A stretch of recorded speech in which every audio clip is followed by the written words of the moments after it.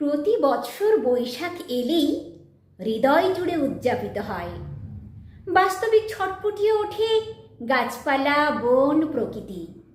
ধ্যানমগ্ন কুড়ির অন্তর থেকে পরিস্ফুট জীবনবোধ। বাঙালি মনস্তাত্ত্বিক ঘরবাড়ি, অলিতে গলিতে অবারিত অনুরণন।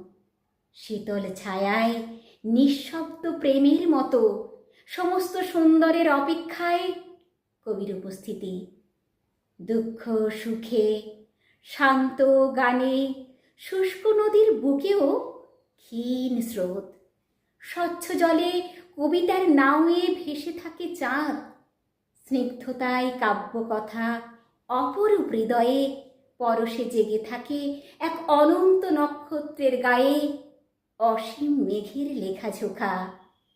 তাই জন্মদিনে কারা যেন সাজিয়েছে সেই ফুলের সাজি। হ্যাঁ, ঠিকই ধরেছেন।